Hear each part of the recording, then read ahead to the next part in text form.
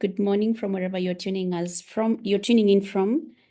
And we are delighted to be joining you from various parts of the world. And on your screen today is a very high-level panel of speakers who will be sharing with you the various models that we implement in our various countries. And the discussion today, which is dubbed Shaping the Future Educational Models for Social Innovation, will showcase innovative models and frameworks that equip African youth with skills, with mindsets, and tools to tackle pressing social challenges. As we all know in this space, and especially for the space of Catalyst 2030, we are pro-youth and we are working towards ensuring that our youth create impactful models that can create lasting opportunities.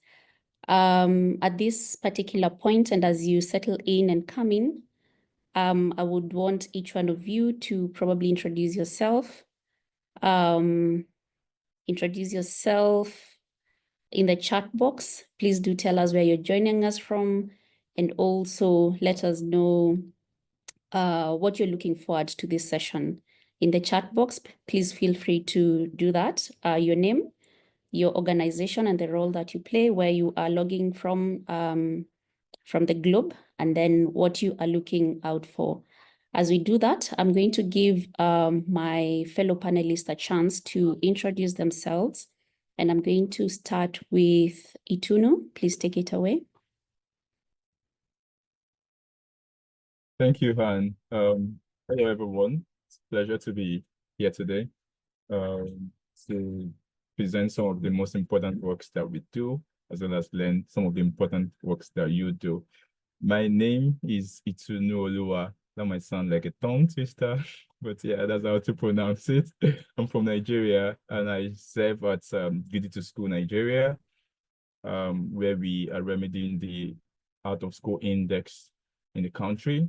Probably the highest in the world through youth development, enrollment services, academic services, and for free, totally free for young people. That would be right about it. I'm looking forward to learning more about your work as well, Han. Thank you for moderating this session, and every other panelist as well. Thank you. Thank you, Tunu. And indeed, that was a tongue twister, and I'm avoiding saying your following name because I know I will blunder big time. Thank you so much for your introduction. Let me pass it on to Jen. Good morning, good afternoon, everyone. I'm Jane Muigai Campos. I am from Kenya. I was born and raised in Kenya. I trained as a lawyer in Kenya and at Harvard Law School for my master's. And my background is in refugee law practice before starting Toolkit in 2014. Toolkit is a social enterprise where we focus on skilling Africa's youth so that we can be able, using the EdTech, using the latest technologies, and I'll speak more about it. But we exist for one purpose, that Africa should not be importing skilled labor in this day and age. We can turn the millions of youth into skilled workforce. Thank you. Thank you, Jen. Thank you for that brief but detailed introduction. I can say you're my home girl, and I'll take that chance to just build up on the introduction. So my name is Anderito. I work for Digital Opportunity Trust. I am the senior project manager implementing a project that is supporting local organizations across Africa. But our operations span across the UK and the Middle East as well as Africa. So as Anne, I'm based in Nairobi. I have the delight of having worked in the youth space and having worked with a number of young people within the organization just to help them grow and, scale their enterprises, even in the aspect of their professional growth.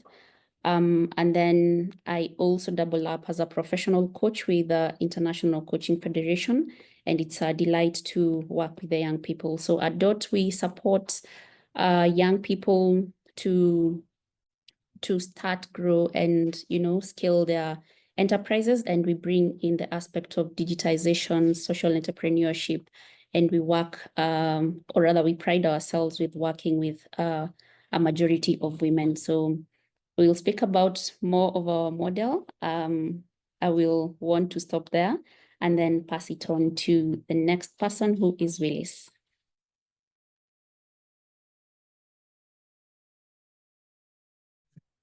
Thanks for that. My name is Willis Onyango.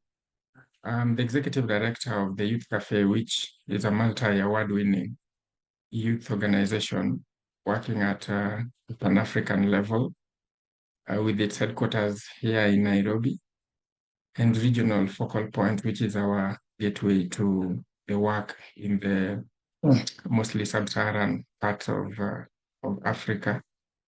I have a background in innovations, so my master's is in innovations and social entrepreneurship from University of Nairobi. Previously, I served as a part of the youth representatives to the UN high-level panel of eminent persons on post-2015 agenda, and that is what maybe formed the building blocks to the work I'm currently doing. Other than that, I serve in the board of the Global Fund for Children, as well as in the WHO Global Steering Committee for Civil Society. During my free time, I do write. I've written book chapters on peace, migration, as well as various articles on various publications. It's great to join, as well as have the opportunity to share some of our work on education systems. Thank you, Willis. Thank you for your introduction. And finally, but not the least, I want to give Etienne a chance to introduce himself. Yeah, hi.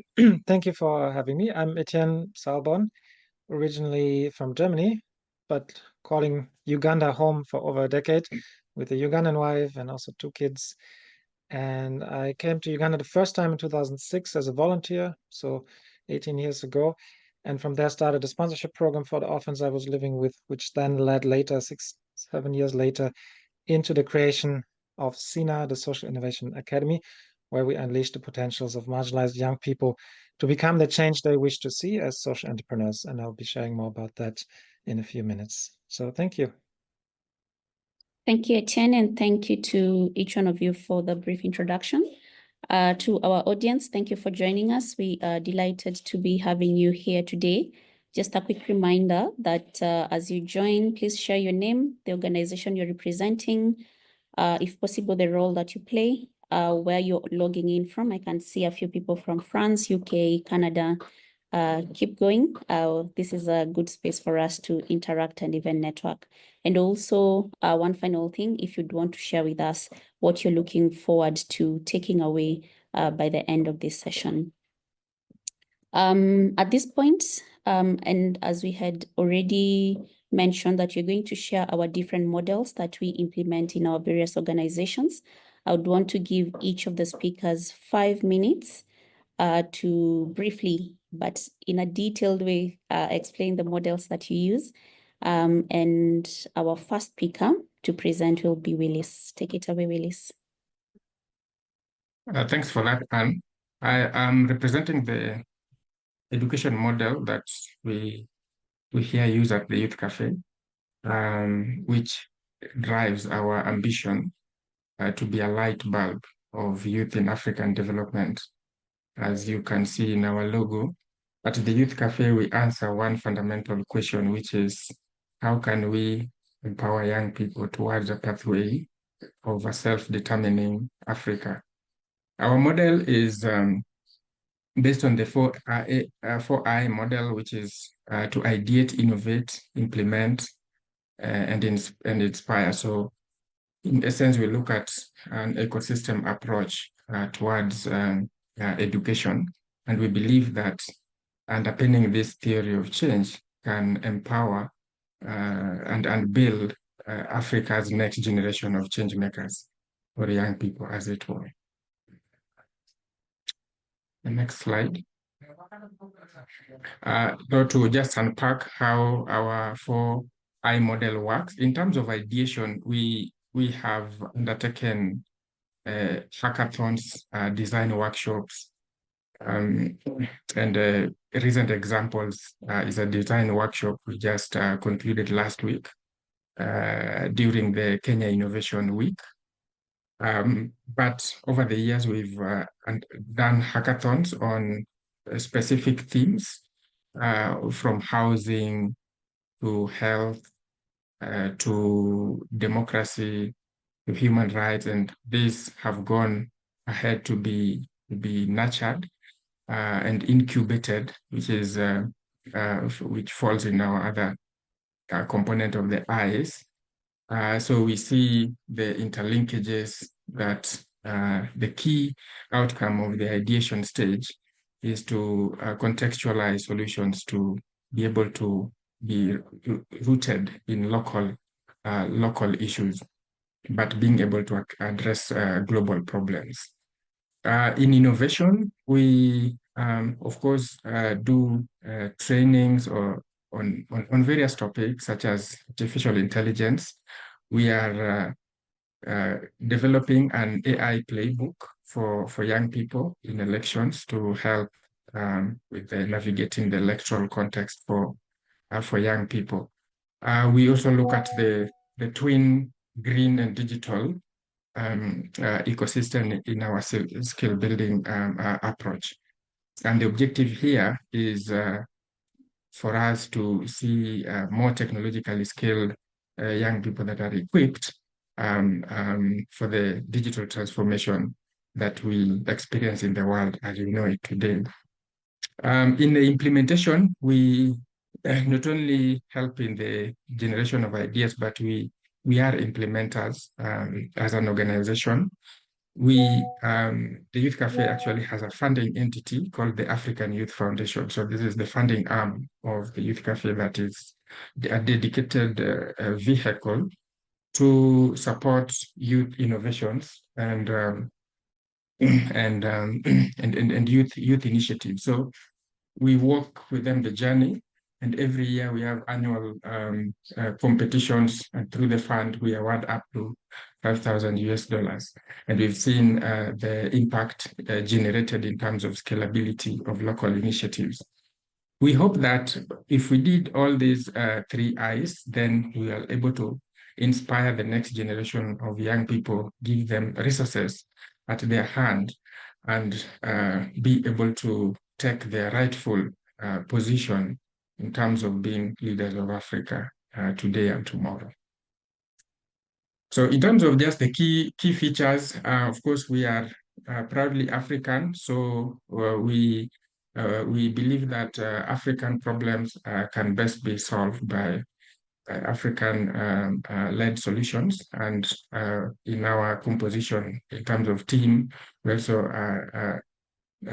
predominantly Africa-led. So this leads to design, and this speaks to larger issues of decolonizing education, which is a theme for another day. Action-oriented learning and experimental methods that are not, academic, even though we partner with universities at some points. But we believe that experiential learning have the best potential to put skills into the hands of the young people. We do all this with the sustainability approach in mind, hence the reason why, for example, we have a dedicated African Youth Foundation, which actually is funded through an endowment fund that its investment and interest gained is used to support youth-led initiatives. And this is with the objective of building youth leadership. We are inspired by, Franklin Roosevelt, who said that we cannot always build a future for our youth, but we can build our youth for the future. And the 70 there just demonstrates the the percentage of young people in Africa who are young people. These are some of the images from some of our forums. The image on the left is actually a forum, a public participation forum we held on artificial intelligence to define artificial intelligence laws and policies that are responsive to the needs of young people. In this case, through the People's Dialogue Festival, we invited high school students to event to start, nurturing their potential, as well as this one actually is engaging the majority leader of the Kenyan Parliament. So policy discourse is extremely important in our approaches as well. Youthful enthusiasm is the spark that ignites innovation. I think this is something that I can attest to, because we are fully youth-led as well, beyond being Africa-led, and all these initiatives are led by young people themselves. That is, yes. You have hopefully 40 more seconds to go. Okay. The next slide.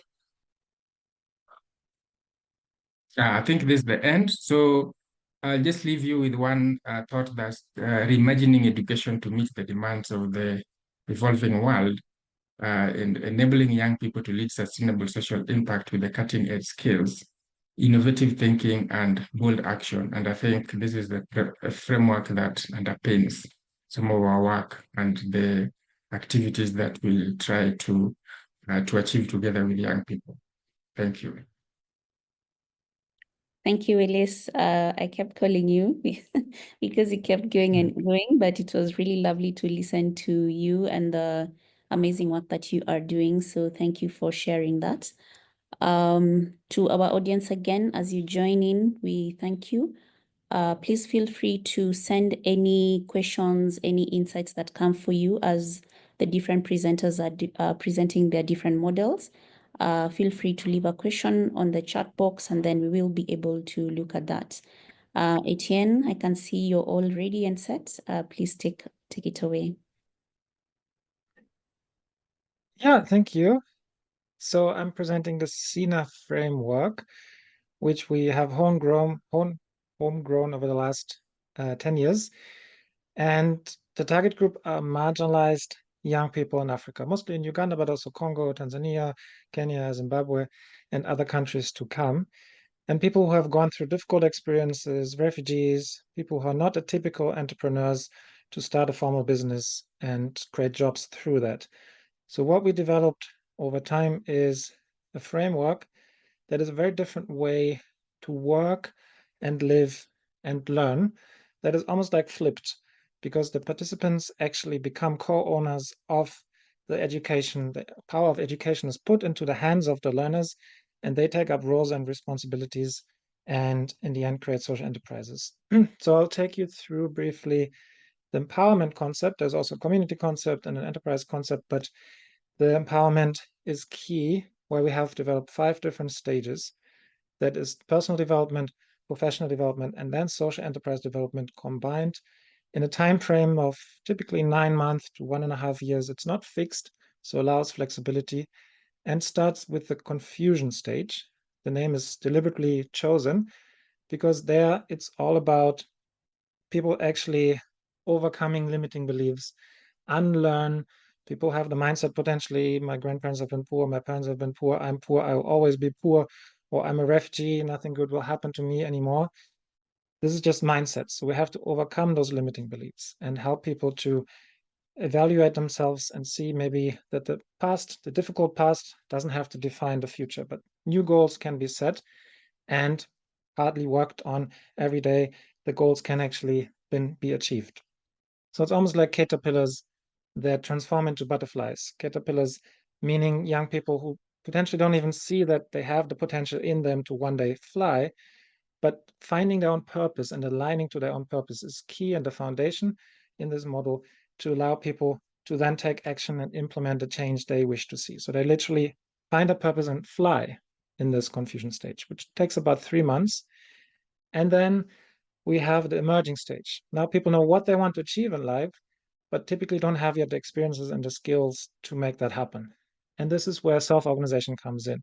People start taking up roles and responsibilities, basically create their own curriculum by the roles and responsibilities they take up, meaning the community is self-organized. There's not even really any staff because everything is managed by the participants, who we call scholars.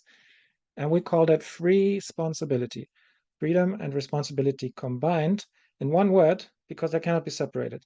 So people get a lot of freedom to take decisions and to grow, and also have to be responsible. And the more responsibility people take, the more freedom they gain. Start with small roles, bigger roles, bigger roles, more responsibilities. One day they're in charge of budgets, they're in charge of making decisions. And then the step towards creating their own enterprise, their own social enterprise, starts to become a small step because they're already in charge of bigger things, like an entrepreneur finding new solutions to challenges that present themselves. And then those new ideas that come up while doing the work, while being immersed in the work, are being tested, tried out. People can fail, learn from the failures, and try again and try again. That's why there's no fixed time frame, but people in the end graduate when their own social enterprise is financially self-sustainable. So validating assumptions has to be done, customers have to be discovered, solution has to be tested, people have to find the right composition of the team, and also try out new things that in the end something can work. And when something does work out in terms of an enterprise, then Sina is supporting them with more mentorship, giving them a working space to be able to, in the end, grow until a point where the enterprise becomes financially self-sustainable. And that's the point when the team basically graduates with their own jobs established. So it's all about job creation and young people creating their own opportunities. And as I started in Uganda in 2014 with the first community, but today we have 18 Sina communities, whereby each Sina community is locally owned, locally run, for the community, by the community. Half of them are in refugee communities as well. So the local ownership is key. Each one is their own organization, but has come from the first Sina community, kind of the mother tree, replicated, became its own tree, its own organization. But together we form like a community ecosystem with this free, responsible idea that people become the change they wish to see and then in charge of themselves. And together we have created in all those communities over 90 social enterprises in all different fields, from education, health, water, sanitation, and so on. And over 1,000 jobs have been created. And we have new communities upcoming next year as well, Nigeria and Rwanda, and even potentially beyond Africa for the first time, and on the track to kind of an exponential growth in terms of more and more communities adopting the model. And this way it has become almost like a social innovation. That's also why the name Social Innovation Academy, in short SINA, because it is a way that people find us, replicate the model, and then make it their own. And then best practices from everyone, from those 18 communities, collectively, again, create an improved version all the time. And it becomes like a regenerative cycle within each community to collectively improve on the ground, but also collectively as a whole ecosystem to improve over time the whole framework and have it as a social innovation that can, again, change the way we live and learn and work collectively. So that's a little bit of a brief highlight. There's much more to unpack, and I look forward for your questions or comments later. So thank you. Thank you, Etienne. Thank you, Evan, for presenting within the stipulated timeline. That was very good. And yes, we hope to have more engagement on the chat box from the participants who are joining us today. So keep your questions, keep your comments and insights coming through for the different speakers. So thank you very much, Etienne. I will want to pass it on to Jen.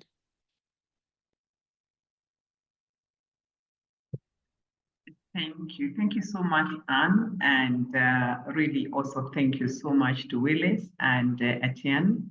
Every time I listen to fellow social entrepreneurs, I just wonder, what if we made this a bigger movement that is integrated within the government and every youth will benefit from this? So my name is Jane Muigai Campos. I am founder, the Toolkit for Skills and Innovation. Toolkit is represented by the logo that we see on the slide. And it means that each and every one of us comes into this world with an internal toolkit. And if you are given the opportunity to realize their potential. You can be able to open that toolkit and acquire skills, have a dignified life, be able to attain the highest levels of personal and professional realization. So I know that time is limited. So as I said at the beginning, we exist for one reason. We believe that in this day and age, Africa should not be importing skilled labor. We should be able to skill youth at world-class levels, and they should be able to power the growth that is ongoing in Africa. And I've said it before, but I believe that it's also right for Africa to be built with African hands. So I'd like to go to the next slide.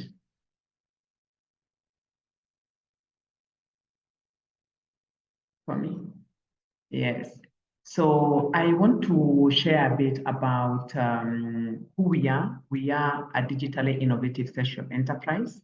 We are based in Kikuyu, in Kenya, where that is where we host the Toolkit for Skills and Innovation.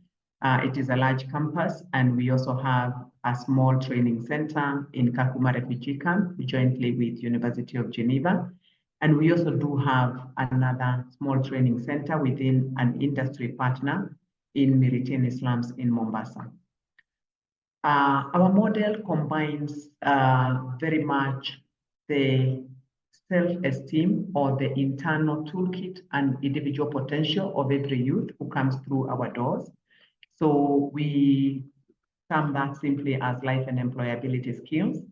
We then enrich the youth that come through us with digital skills, entrepreneurship skills. We have a modern lab with a very innovative games that the youth practice on sales, on record keeping, or the components of running a business, and that's what encompasses our entrepreneurship.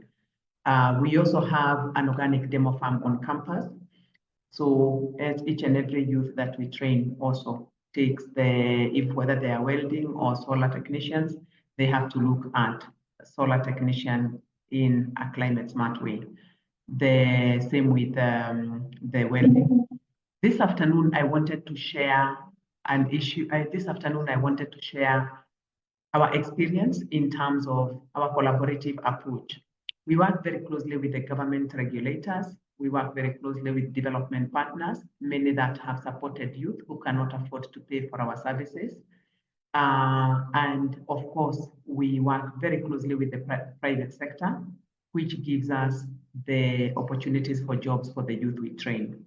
So our focus, in short, as the diagram shows to the left, it is training vulnerable youth, young men and women, 18 to 35 years, certifying their skills with the regulatory bodies and linking them to job opportunities. And next slide. Please, Connie. So I would like to share with all of us this afternoon an example of using the latest technology to propel an African youth out of poverty in record time. In 2021, Toolkit purchased virtual reality technology for advanced MIG welding training. It's an innovation from a Polish company called Dig Vision. This technology is one of those at use at Toolkit. And the model works where a young man or woman like the one we see in the photo is exposed to welding, advanced MIG welding, through virtual reality. It is a simulator, just like happens for pilots in aviation.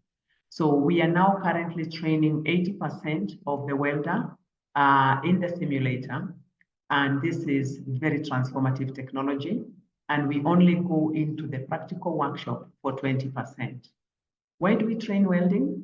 It is one of those highest in demand across the continent and also internationally. As Willie said, I think we are all aware of the demographic situation in Africa, and we know that we have the youngest population. The numbers are also very clear about the demographic imbalance with the global north, and therefore we also have seen the demand for skilled youth being able to compete globally. When we use this technology, we have shortened the time that it takes to train a MIG welder. It saves on the raw materials, it saves on the energy. It has removed the barrier for the young women. It has given access to the young women. And as you can see to the left, we have what we call the linkage to industry. All the youth we train, we then link them to companies for work experience. And I just want to give an example of what we have done since the beginning of last year. We have skilled 577 young men and women here on campus, also in Mombasa and in Kakuma refugee camp as MIG welders. We have placed 456 of them into industries, and the industries span heavy industry, automotive, construction, and manufacturing. So for Toolkit, we are in the thick of the hardcore skills, and we are looking at green skills for green growth, green construction, and green manufacturing. I know we have a short time, so I don't want to run out of time. And I just want to say, 5 seconds. no problem. I just want to say that it has been a very, very rewarding experience for us to be able to skill these young men and women. And we are really looking at the technical trades. It will be our pleasure to share with the fellow social entrepreneurs who are running other initiatives in education. We would be very happy to share, even with people like Etienne in Uganda. This technology, we've also rolled it out there. So thank you so much. It's great to have this opportunity. Thanks to Catalyst 2030 to share our success and our impact. And let me end by saying, so far, since we started in 2014, we've impacted over 8,000 young men and women. Thank you so much. Back to you, Anne. Thank you, Jen. That was really amazing. And just to think of it, I pass through Kikuyu every other time. But this time I will pass into Gikuyu to specifically look for you and to engage further with the amazing work that you are doing. Thank you again. And just like you mentioned, Jen, we thank the Catalyst 2030 team, Komi and her team for organizing this and for bringing together this wonderful session. So thank you, Komi, and to your entire team. Next, I would want to go to the person who has the tongue-twisted name, Itunu, to share his model. Thanks. Thank you, and amazing work there, Jane. I mean, I'm so like inspired by your works. Thank you for all that you do, and every other person that has presented as well, Willis and Etienne. Great work. I'm also looking forward to your presentation, and thank you for showing up for the African continent and the African youth. It's a pleasure being here. My name is Itunu Uluwa. Oh, okay. I think you're kind of presenting the screen, but probably I should just do that over here. Yes, please confirm you can see my screen. Not yet. Oh, you cannot. Do you want me to present it for you? Yes, perhaps that would be better. Or is it help now? Yes, it is. Is it from your hand or from my hand? Because I tried to present it just now. It's from Komi's side. Okay. Okay, Komi, please show that you have control over my slides so that you can rest. All right, thank you. All right, I think I've used a minute already out of my time. Komi, please help me adjust that kindly. My name is Itinu. I'm from Nigeria. Like I said, I like to use the word that I serve at Gidi to School Nigeria because I believe leadership is serving, it's service. So please let me move. So I want to quickly go through the education model that we use at Gidi to School Nigeria for youth innovation. We're using the Gidi to School Global Leadership Fellowship as a case study, right? So please let me move to the next slide. So when I talk about this, I naturally like to bring about the why. Why are we doing this? So it gives a bit of more evidence to why this solution. Why are you so hauled out for this thing? So a GIS report linked underdevelopment in Nigeria to poor leadership. I think this is something that's common on the African continent. this iota of poor leadership and civic apathy, unemployment, and an overall lack of access to quality education, right? So these are like typical to when we look at some of the proponents of and entities on the African leadership on the continent. These are things that you'd see that they suffice mostly, and it's eaten deep into the youth. Like there is no sense of leadership, there is no sense of problem solving. In Nigeria, there's a trend. I'll just say this now. Currently, that education is a scam. They say school na scam. That's like to tell you that people don't really believe in the power of quality education anymore to do anything because it doesn't connect directly to economic independence for them. And really, we can't blame them because there's been a gap and a breach in the curriculum as well that doesn't seem to link education and empowerment for young people. So post-COVID, 20.6 million children are currently out of school in Nigeria, and that includes the children and the youth as well. Like I said, the former curriculum doesn't seem to solve the problem, and people are starting to ask questions. And then even the people that went to school, they lack, the needed skills, but they have skills and soft skill to thrive in the problem solving spaces, right? So, and this calls for, adaptive leadership and technical leadership, exposing young people to how they can solve their own problem in their local context, how they can take, the bull by its horn and do something about their own community. So this fellowship is actually tending to that in our various communities in Nigeria, as I'm about to share in a bit. Let's move on, Komi. So yes, I think it was Jane that was sharing the other time that currently Nigeria, Africa on the continent, we have 70% of people under the age of 35. 70% of them are youths, like under the age of 35 currently. And what that tells us in terms of statistics is that 400 million people on the African continent are youth. So if we start to look at this, we understand that young people are the future. And then the time for them to lead is not tomorrow. It is now from this day. And we must prepare them, or else we're preparing the continent for a chaotic space in the coming years. Please let me move on to the next slide. So this is why we're doing what we're doing. So we're reimagining what education is from what Nelson Mandela said when he was alive. I love this quote a lot. He said education is the most powerful weapon by which we can change the world. So we're using this innovation fellowship to, to reimagine education, to connect empowerment, education to empowerment. The young people are actually in the driving seat and they can do so much more. Please move to the next slide, Komi. Yes, so this is how we do what we do at Ability School Nigeria. We use a test model to enroll people from secondary school to tertiary institution to even drop out students.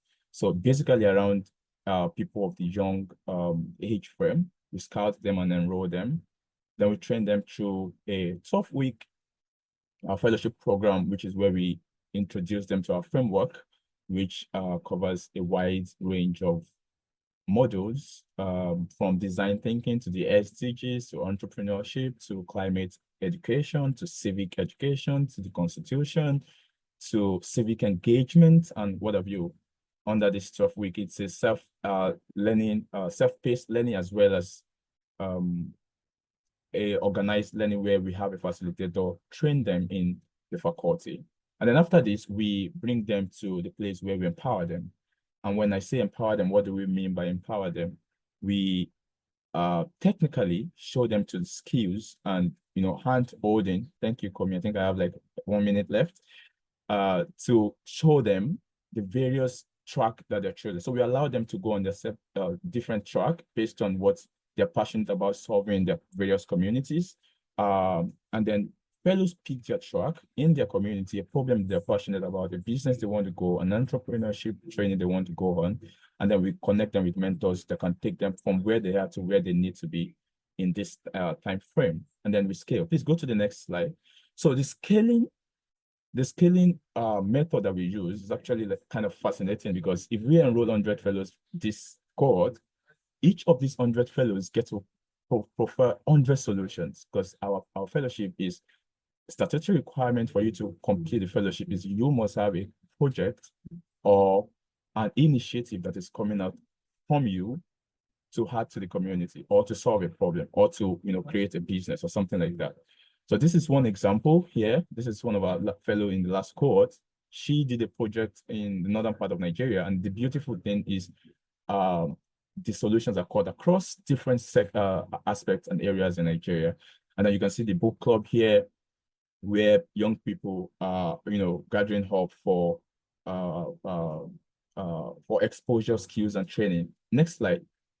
And then the next slide typically just represents something like that as well. Skills, solving problems in their communities, raising leaders and raising entrepreneurs and raising problem solvers, which at the end of the day, we see that this is a model that can also increase and strengthen systems, the education system, by increasing the school enrollment, school retention, and school completion.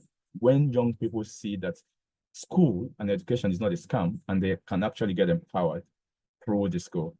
Thank you, everyone. I think this is just right about what the fellowship is about and this innovation, using this model to scale quality education for young people in Nigeria through digital school in Nigeria. Thank you so much for having me.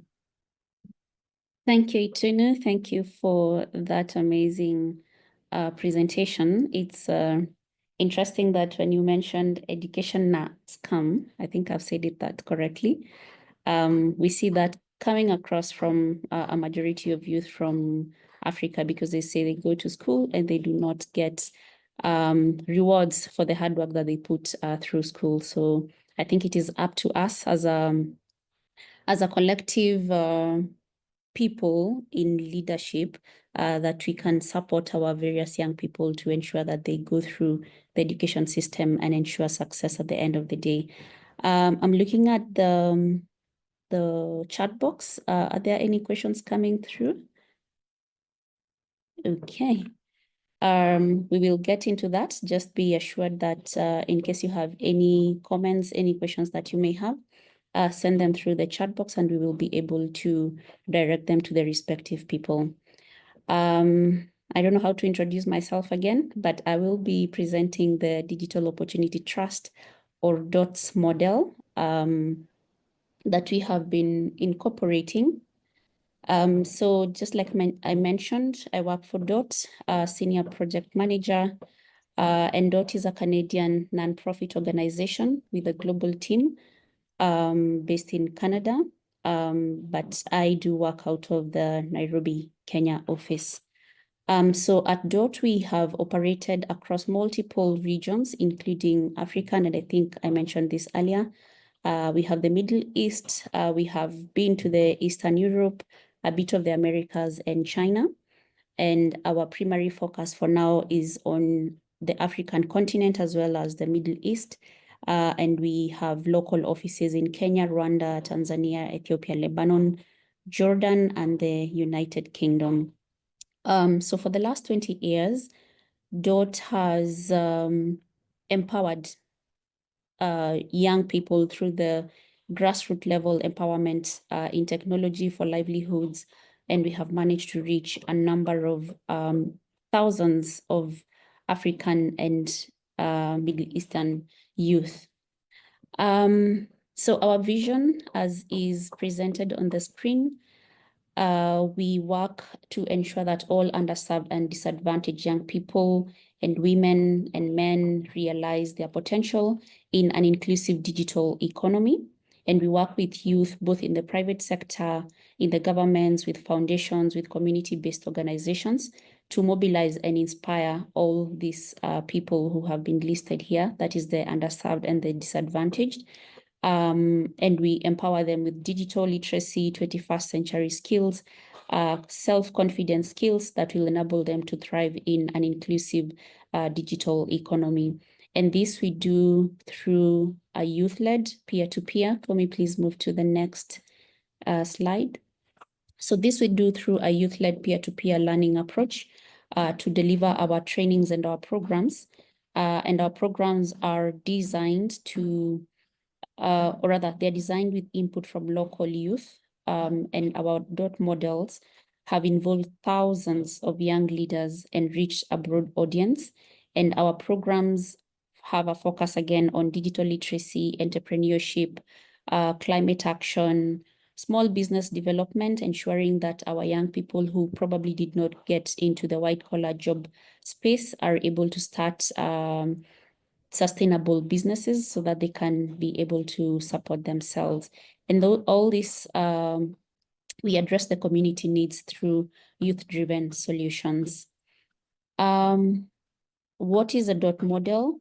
This is a peer-to-peer model that is focused on developing solutions and delivering programs for youth, or rather by youth for youth, in underserved and disadvantaged communities. So the countries that I mentioned above, where we are locally registered, we work together with the communities to capture the voices of the young people. We get into co-creation of projects through co-design, so that we are able to come up with a relevant curriculum for flagship projects, which offer and focus on digital skilling. So when we work with these young people and the communities, we recruit locally digitally savvy youth, typically from the universities and colleges, and build their capacity as leaders, build their capacity as coaches, mentors, and facilitators. And then we deploy them back into the communities where they are a familiar face. So if I come from Kikuyu, like Jane mentioned, I am trained as a facilitator, as a mentor, as a leader, and deployed back into my community where I work with my community members, where they can trust me. And since they will have appreciated the journey that I will have gone through in becoming a young leader, then I am able to walk and work with my community members. So when we have this, we say we have a trusted channel with the community members, who include young MSME owners, the unemployed young people, or the underemployed young people, or even the aspiring entrepreneurs. Then we work also through host organizations that offer us the training space, but then we bring in the trainer, we bring in the training materials, we bring in the content, and we work together with these local organizations to ensure that we're improving livelihoods of our community members. So essentially, DOT programs equip youth with digital skills relevant to the digital economy and markets, whether for employment or launching businesses, but it is ideally delivered by young people. So how many youth have we impacted? Please show me the next slide.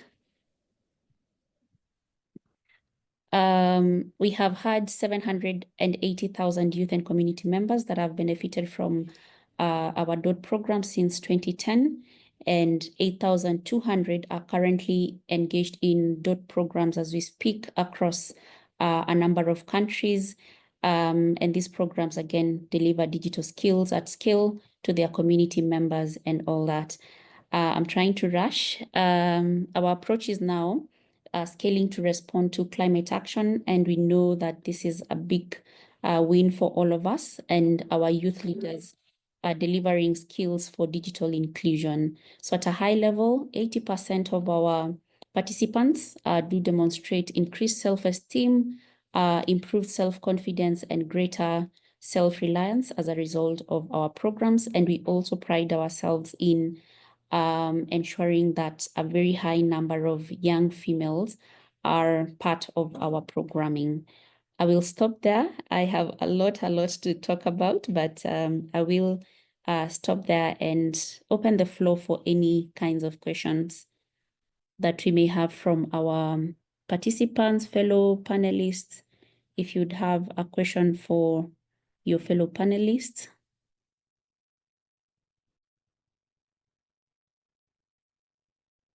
Anyone with a question for? Yes, I think I have a question for Han. Although there's a question in the chat that is addressed to me. I think I've seen that for quite some time now. At Komi's permission, or with Komi's permission, I would answer that. But the question I have, Han, is I think there's an aspect of the fellowship we're currently doing at Digital School Nigeria that we're looking into working on digital skills. Okay. that we're working on having digital skills to we're starting from scratch to bringing this to the Nigerian youths, because we think it's also one of the biggest place stuff that makes most of the difference, and we want to start from scratch, design, content, curriculum, framework, and all of that. So I am very big on collaboration. Instead of, if we have something that works, for instance, we actually adapted Educate. You might be familiar with Educate in Uganda, with their entrepreneurial models. And that is what we're adapting going forward for our young people. So we are really big on, instead of going forward and, wasting economic hours trying to design something, we can just contextualize what we, is it a chance for a collaboration to kind of leverage on your curriculum and your frameworks to do more work in Nigeria? I think that's kind of like my question. It's like a proposition, but then it's also a question. So I think we can say we take the conversation offline and then we can engage, because I know gradually we are expanding into Nigeria, not at a big scale, but we may be coming there. And I tie that question to Etienne's that you previously saw at Uganda. Yes, we are in Uganda, only that we do not have the local office currently, but we do have a few programs running currently. And just to appreciate that we have different donors who fund different countries at a particular time. So then that's why probably you have not been able to see a Uganda office in your region. Perhaps I will not get into more questions. Unfortunately, the time has really gone, but I really did love the conversation, learning from other different models. And it is interesting that we all came together, shared our different models, and none has matched any other that has been presented. But interestingly, all of us are working towards the good of our young people and the good of our future. The young people are our future, and we are trying to empower them in the different spaces. So thank you, Etienne. Thank you, Willis. Thank you, Jane. Thank you, Itunu, for finding time for the sacrifice and for finding time to be here. Let me say thank you to the Catalyst 2030 once again, but I'd want to pass it on to them because they have a session, and I know I have taken a bit of their time, that they would want to share with us some news. For me, over to you. I think we still have some time. I think Solomon keep raising hands so we can spend. Yeah, Solomon asking question. Well, thank you. Thanks, Romy, and thanks, Anne. Solomon I'm in California, so I'm very fascinated by all the presenters. I apologize for joining you a bit late because it was starting at 5 in the morning here. But Anne, since you made the last presentation, I'm just curious. I want to learn more about DOT, particularly in Ethiopia, because I was talking to a group in Ethiopia called Creative Crescendo, which is really just getting off the ground. It's either a CSO or NGO. I'm not exactly sure what their exact classification is, but how do we get in touch with you, because they could benefit from becoming involved with an established organization like yours? Thank you. And I'm with US Africa Initiatives. I know it does say ECA and I couldn't change it, but my organization's name is USAFI, which is US Africa Initiatives. Okay. Thank you, Solomon. Thank you for that question. Yes, we are in Ethiopia, or rather we are in Ethiopia, and we have an office Ethiopia there. I have pasted I don't know if it is visible, our link to the website. I could also leave you with my email address, and for anyone else who would want to engage with me, and then I can connect you to the personnel at Ethiopia. Would that work?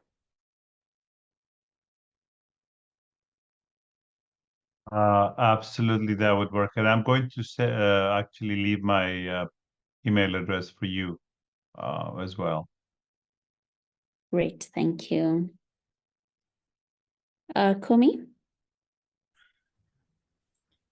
Yes, we do have some more questions, but I can see we have 3 minutes to go to the top of the hour. Do we have permission to still go on with the questions? Yeah, we can have a little bit more time for Q&A, no problem. Any particular one you can point me to, Kumi? Yes, so I think Florencia have a question. How do you base on to identify the skill to train young people? And the question to Itunu Olua. Oh, yes. I saw that question, and I think the best way to approach that is, like I said in my presentation, we do not box young people into a particular kind of skills that we want them to learn. However, it's an open-ended program where you learn there are frameworks that we have. For instance, design thinking. I think I saw something like that in someone's presentation, maybe it's Willie's. Basically, that's what design thinking is about. Your brainstorming, your prototyping, your ideating, your, looking at what works, what doesn't, then you're iterating, right? So we want them to critically think about what's the mess we are in.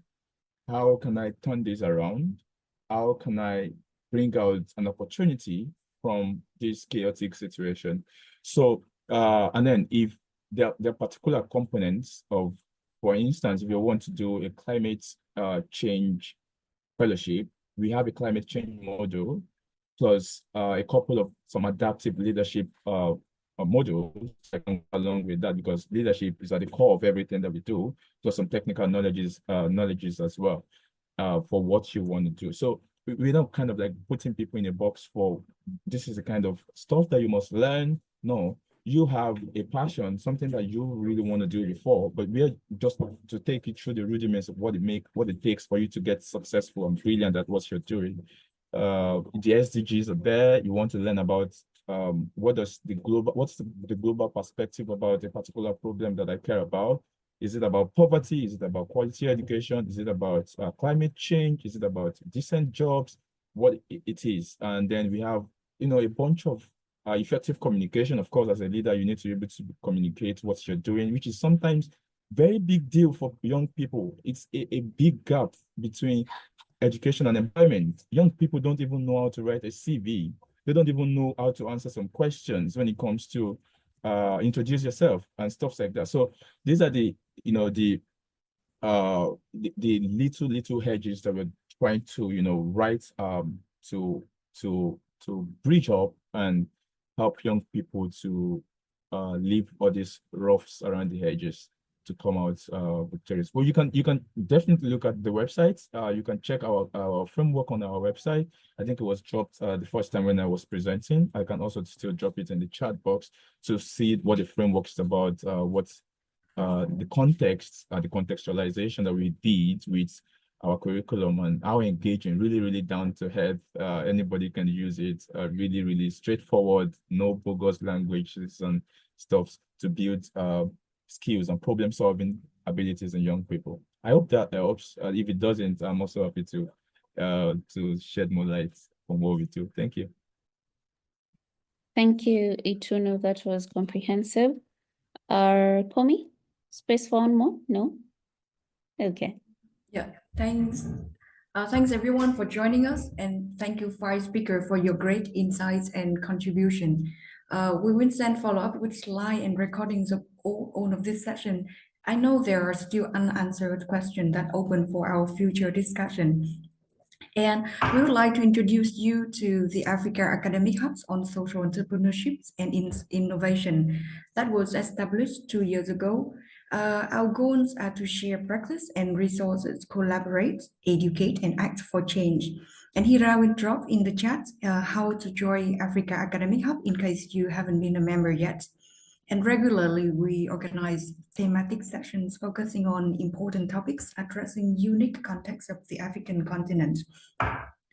And how to get involved. You can join or present at annual academic conference like Akuse. Grace will introduce after me, or you can join the Africa Network for Social Entrepreneurship Scholars, ANSES. If you have any ideas, research, or innovations to promote, don't hesitate to reach out to me or Debbie Brock via these emails. And feel free to join our our WhatsApp group to keep up with resources and opportunity. And let me pass it to Grace to introduce about Akuse next year. Go ahead, Grace. Okay, good evening, everyone. Good morning from wherever you are around the globe. I'll be introducing Akose. Akose is the annual Africa Conference on Social Entrepreneurship. It is a pan-African social entrepreneurship that brings together social entrepreneurs to share knowledge, build networks and ecosystems, and also amplify the voice and the impact of social entrepreneurs. This is and Akose is organized by Tangaza University and also in collaboration with NASA. NASA is a network of Africa social enterprises, which is a network currently brought together by Social Enterprise Ethiopia, Social Enterprise Kenya, Social Enterprise Ghana, and Social Enterprise Ivory Coast. Next slide, Komi. I think there's a next slide on, yes. So I want to introduce Akose 8, which is the annual conference that will take place next year, that is 2025. The conference is scheduled for 14th to 16th of May. And the theme is social economy, that is building a sustainable and inclusive future for Africa. So the conference will be on 14th and 15th, and then on 16th, we'll have Akose Academia. So I want to welcome you all to Akose Academia on 16th, where you can present your models once again. And also you can present empirical papers if you have any. I'm going to share, I'll be sharing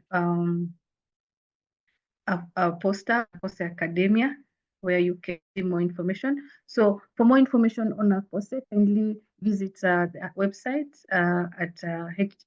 okay, it's down there on the slide. Just join us for Akose 8 next year. You could also join us as a partner to sponsor Akose, and you could also join as a panelist, and you could also join as a part of the audience. Thank you.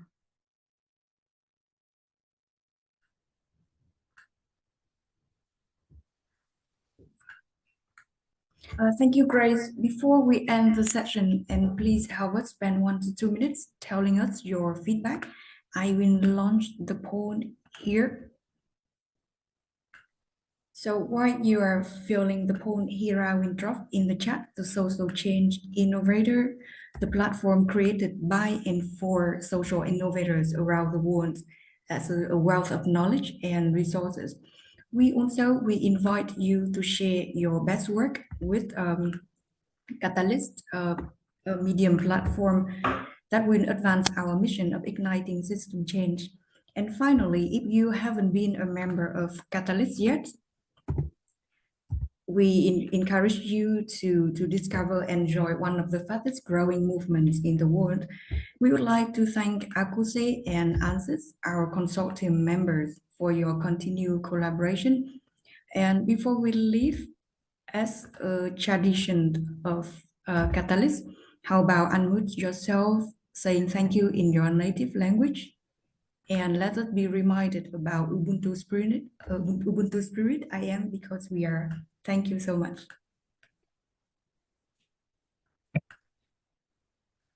Shukran, merci.